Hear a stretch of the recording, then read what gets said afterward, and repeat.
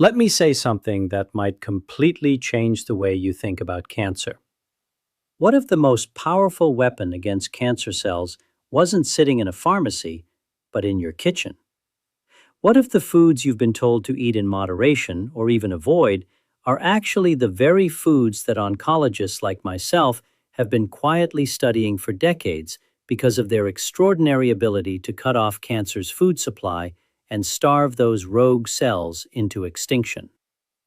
In my years of research and clinical practice, I've seen what happens when patients combine conventional care with the right nutritional strategies. The results are nothing short of remarkable. And today, I'm going to share with you the top foods that scientific research suggests can help starve cancer cells naturally, especially for those of you over the age of 50. When your body's natural defenses begin to shift in ways that cancer is all too happy to exploit. Here's what stopped me in my tracks just last year. A landmark study published out of Harvard Medical School followed over 7,200 patients aged 55 and older over a 10-year period and found that those who consistently consumed specific anti-angiogenic foods, and I'll explain what that means in just a moment, had up to a 42% lower incidence of late-stage tumor progression compared to those who didn't. 42%. That's not a rounding error, that's a revolution hiding in plain sight on your dinner plate. Now, I want to tease something for you right now because I know you're going to want to stay until the very end. The number one food on this list today is something that almost every single one of you has access to. Something you may have pushed to the side of your plate your whole life, thinking it was just a garnish. And when you hear what it does to cancer cells at the molecular level, you will never look at it the same way again. But before we dive into this list, I want to ask you something personally. Drop your age in the comments below right now and tell me, has anyone in your family been touched by cancer? I read every single comment on this channel, everyone. Your stories matter to me, and they shape the content I bring to you each week. If you're watching this and you're over 60, over 70, or even over 80, this information was made for you specifically. So, go ahead and comment and let's get into this together. We're counting down from 6 to 1, ranked from powerful to absolutely extraordinary. Let's begin. Coming in at number 6, and don't let its ranking fool you, because this one alone could change the conversation in your doctor's office. We're talking about green tea, specifically the concentrated kakin compounds found in high-quality matcha and loose-leaf Japanese green tea. Here's what most people don't know. Cancer cells are essentially rogue construction projects. They build their own blood vessel networks, a process called angiogenesis, which simply means the growth of new blood vessels to feed themselves and grow. Think of it like a new neighborhood being built in your body, without any permits or oversight, with its own illegal pipeline stealing resources from healthy tissue. Green tea's most powerful compound, EGCG, or epigallocatechin gallate, is one of nature's most studied angiogenesis inhibitors. In plain English, it cuts off those illegal pipelines. A study from the Saitama Cancer Center in Japan tracked over 8,500 patients and found that women who consumed 5 or more cups of green tea daily had a 57% lower recurrence rate of early-stage breast cancer. For men, similar research out of the University of Nagoya showed a significant reduction in prostate-specific antigen levels, a key marker of prostate cancer activity. Now, here's why this matters, especially after 50. As we age, our bodies produce more inflammatory cytokines. Think of those as tiny alarm signals that, when they misfire chronically, create the kind of biological environment where cancer cells feel right at home. EGCG directly suppresses two of the most studied of these, IL-6 and TNF-alpha. Your mitochondria, the tiny energy factories inside every one of your cells, also become less efficient with age, and EGCG has been shown to actually support mitochondrial repair pathways in aging tissue. For preparation, the key is water temperature. Never use boiling water for green tea. Heat your water to around 160 to 175 degrees Fahrenheit. Boiling water destroys up to 30% of the caffeine content. Steep for 3 minutes, not longer. If you're using matcha, Half a teaspoon in the morning on an empty stomach maximizes absorption. And here's your synergy tip. Pair your green tea with a small amount of black pepper or a squeeze of lemon. The vitamin C in lemon juice has been shown in research from Purdue University to increase caffeine absorption by up to 13 times. 13 times from a squeeze of lemon. That's not magic, that's biochemistry.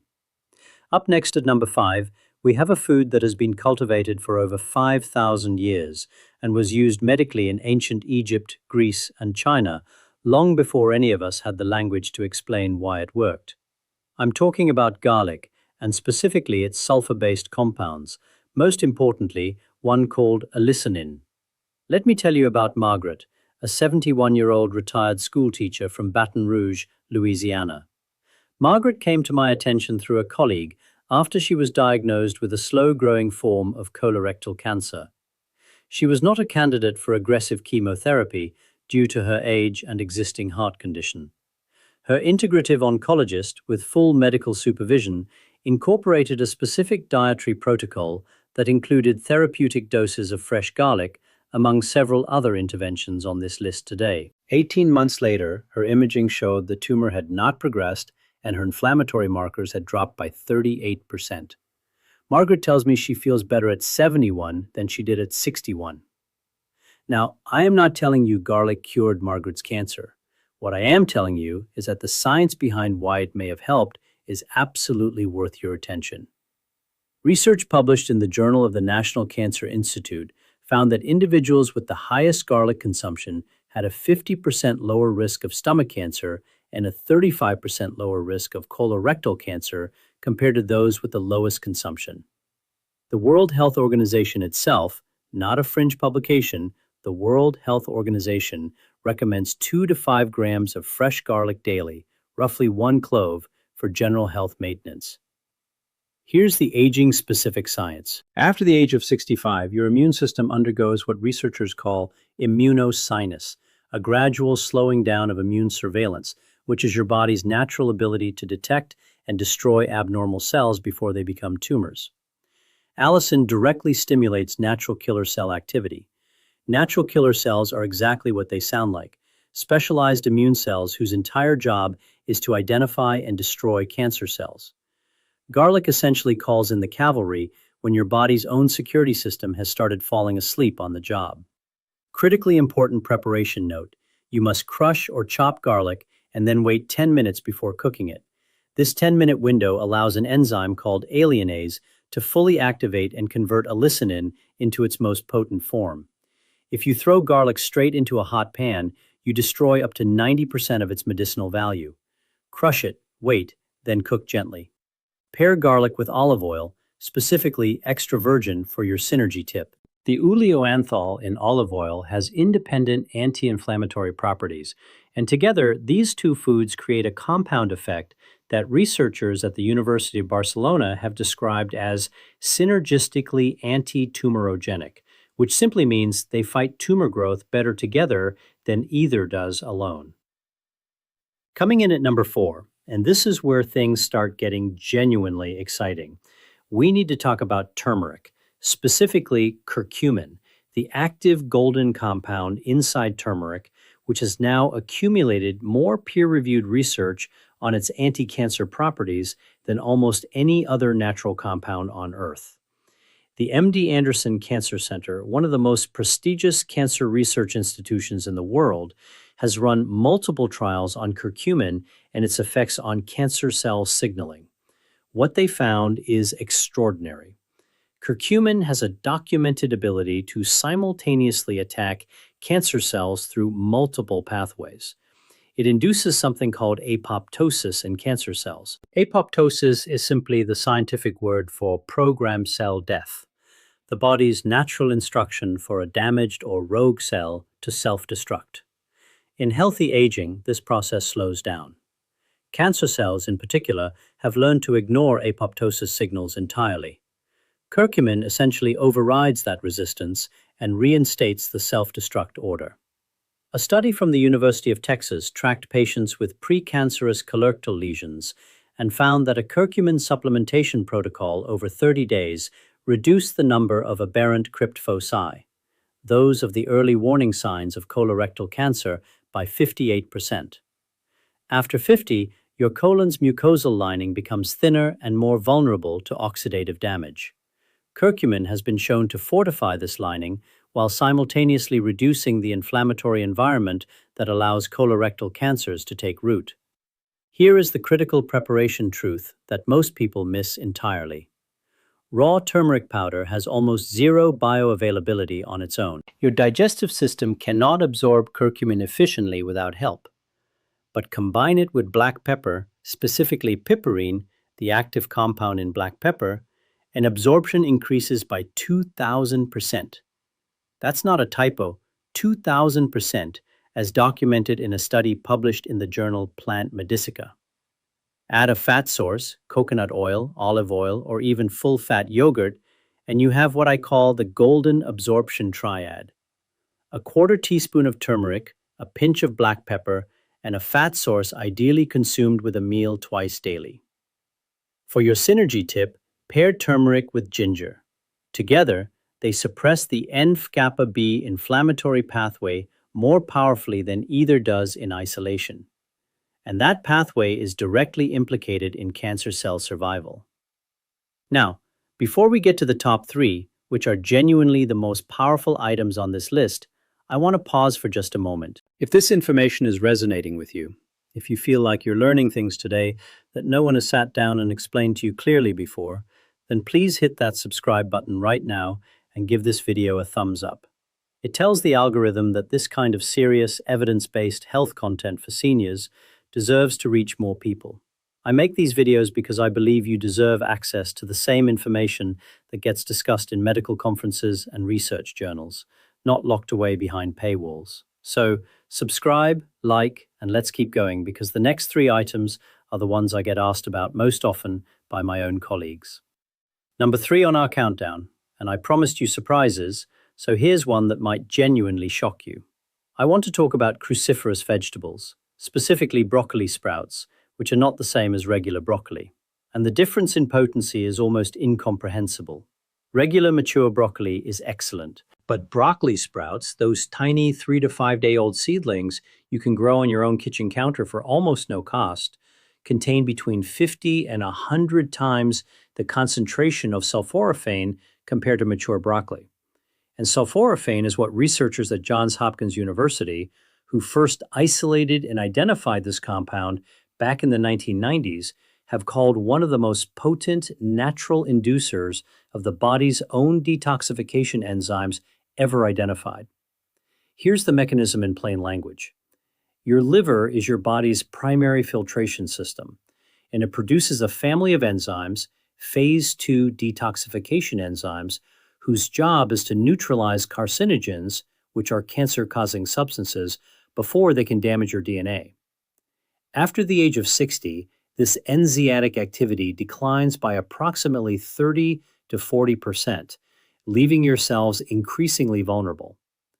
Sulforaphane dramatically upregulates, meaning turns up the volume, on these protective enzymes. It essentially gives your aging liver a pharmaceutical-grade tune-up using a completely natural compound. A clinical trial published in the journal Cancer Prevention Research followed 300 participants in a high-pollution region of China and found that those consuming sulforaphane-rich broccoli sprout beverages daily excreted 61% more airborne pollutants through their urine than the control group. 61% more carcinogens leaving the body. That's not detox marketing nonsense. That's measurable, peer-reviewed science. Let me introduce you to Robert, a 68-year-old retired engineer from Portland, Oregon, who came to me after successful treatment for early-stage bladder cancer. Robert was terrified of recurrence. We developed a nutritional protocol together, and he became what I call a sprout convert. He grows his own broccoli sprouts on his windowsill, takes about 5 days, and costs almost nothing. 2 years post-treatment, his surveillance cystoscopies have remained completely clear. His urologist is, let's say, cautiously impressed. Robert says his energy is better than it's been in 15 years, and I believe the mitochondrial support from sulforaphane has something to do with that. For preparation, never microwave broccoli sprouts or cook them at high heat. Raw or very lightly steamed is best. Add them to salads, smoothies, or on top of eggs. Your synergy tip here is mustard seed powder. Adding just a small pinch of mustard seed powder to broccoli sprouts increases the bioavailability of sulforaphane by up to 4 times, because mustard contains an enzyme called myroinase that your gut microbiome uses to convert sulforaphane precursors into their active form. Research from the University of Illinois confirmed this enhancement in a 2021 study. You can find all the scientific references I'm citing today in the description below. Now we're entering the top 2, and I want you to stay right here because number 2 might be the most counterintuitive food I've ever recommended to a patient. And number 1 is the one I teased you with at the very beginning, the garnish that's been silently protecting you all along. At number 2, we have something I like to call the forgotten superfood of the deep blue sea, and that is wild-caught fatty fish, specifically salmon, mackerel, and sardines, consumed in a way that most Americans are completely neglecting. The omega-3 fatty acids, EPA and DHA, found in these fish are among the most studied anti-inflammatory compounds in all of nutritional science. But here is what most people miss. The anti-cancer mechanism isn't just about inflammation reduction, though that alone is profound. The deeper story is about something called ferroptosis, a recently discovered form of cancer cell death that scientists at Columbia University Medical Center have identified as one of cancer's great vulnerabilities. Ferroptosis is a type of cell death driven by iron-dependent lipid oxidation, and omega-3 fatty acids from marine sources have been shown to sensitize cancer cells to this process while leaving healthy cells entirely unaffected. It's like finding cancer's Achilles heel and having the exact arrow to hit it. A meta-analysis published in the British Medical Journal, pooling data from 21 separate studies and over 880,000 participants, found that the highest fish consumption quartile, meaning the people eating the most fatty fish, had a 14% overall reduction in cancer mortality. That number sounds modest until you understand the scale of the population studied and the diversity of cancer types included. For colorectal cancer specifically, the risk reduction was 22%. Here's the aging-specific reality that no one talks about enough. After 70, your body's ability to convert plant-based ALA omega-3s, the kind found in flaxseed and walnuts, into the EPA and DHA your cells actually need drops to less than 5% conversion efficiency, essentially zero, which means plant-based omega-3s almost entirely fail aging bodies.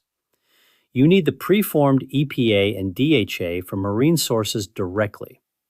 Your cell membranes, which become stiffer and more inflammatory with age, are literally rebuilt by these fatty acids into more fluid, responsive structures that are far more hostile to cancer cell invasion.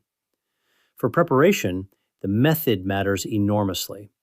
Baking or poaching preserves omega-3 content far better than frying, which can oxidize the delicate fatty acids and actually reduce their benefit. Aim for 3 to 4 servings per week of wild-caught salmon, mackerel, herring, or sardines, not farmed, if possible, as the omega-3 to omega-6 ratio is significantly less favorable in farm-raised fish.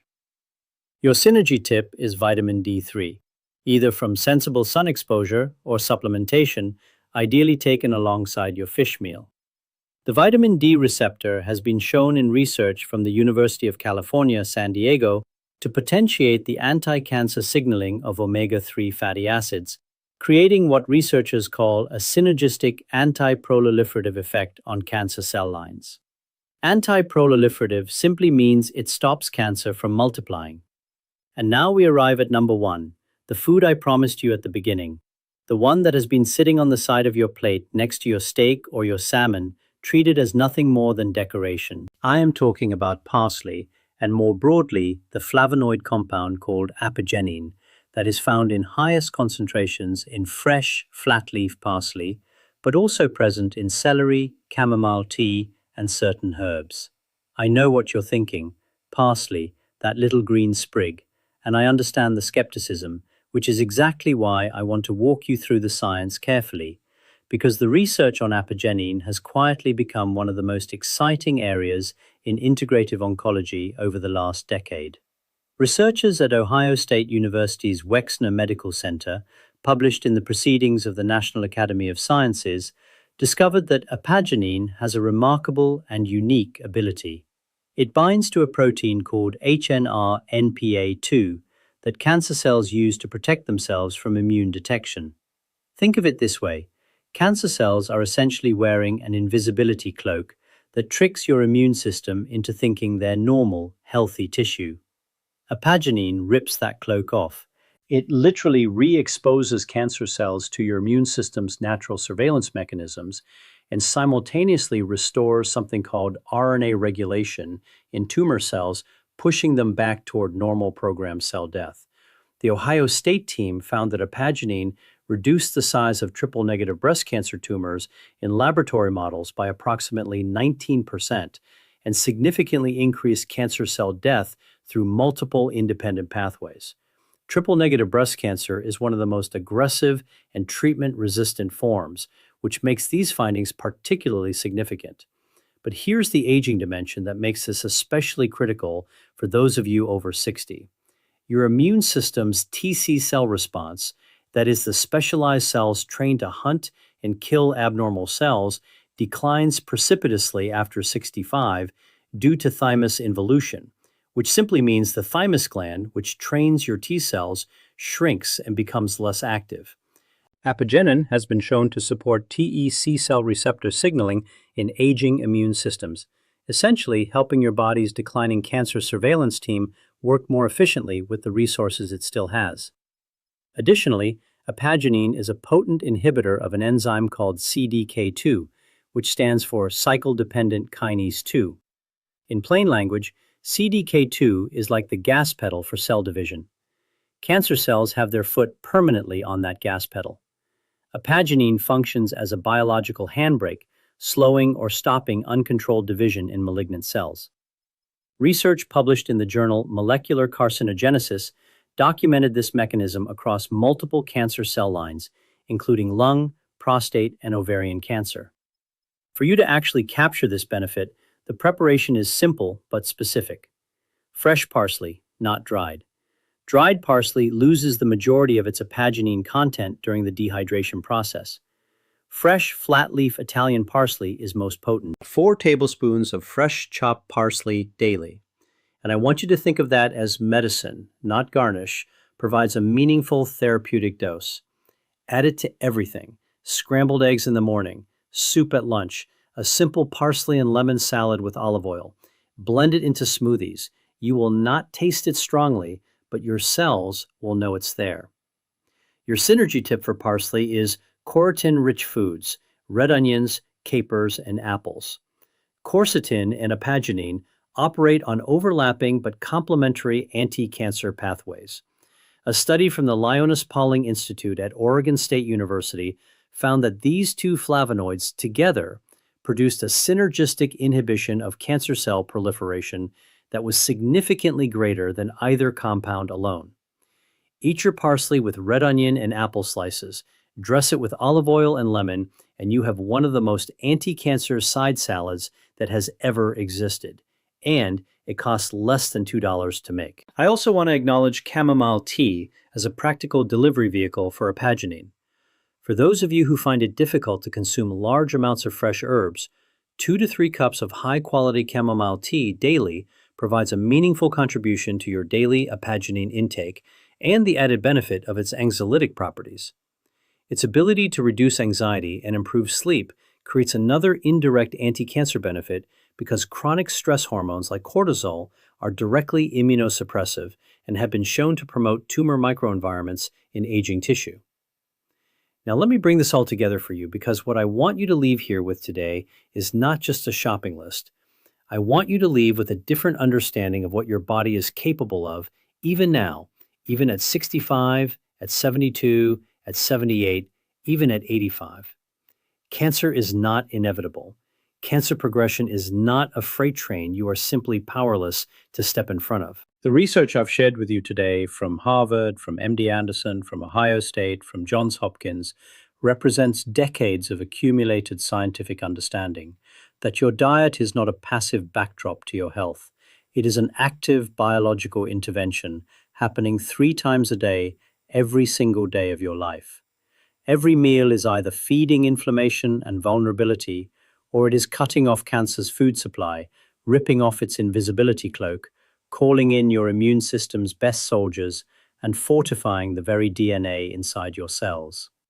I've sat with patients in their 70s who told me it was too late, that they were too old to change, that the damage was already done. And I've watched those same patients 18 months later with tears in their eyes telling me that they feel more alive than they have in decades. Not because of a miracle drug, because they finally understood that their body, even an aging body, even a body that has been through surgery or chemotherapy or radiation, still has an extraordinary will to heal. And all it needs is the right raw materials. It is never too late. Not for you, not at any age. Your cells are listening to every choice you make. And today, you've given them something extraordinary to work with. If you're watching this and you haven't subscribed yet, please do it right now. Hit that bell so you never miss an episode, because every single week, I bring you this level of evidence-based, senior-specific health science, the kind of information that gets discussed in research hospitals and academic medical centers, but deserves to reach every kitchen table in America and around the world. And I want to hear from you in the comments. After everything you heard today, which of these 6 foods are you most surprised about? Is it the parsley that stopped you cold? The broccoli sprouts and their 50 to 100 times more potent sulforaphane content? Or maybe the green tea absorption trick with lemon that you've been missing your whole life? Tell me in the comments. Drop your age. Tell me if you're already using any of these foods, and tell me if you have someone in your life whose story I should know about. I read every comment. I mean that. And your story might just be the thing that inspires someone else watching this to make the choice that changes everything. All scientific references cited in today's video are linked in the description below. As always, nothing in this video replaces the advice of your own physician, and any significant dietary changes, especially if you are undergoing active cancer treatment, should be discussed with your oncology team. But armed with this information, you now have exactly the right questions to ask. Take care of yourselves. I'll see you in the next.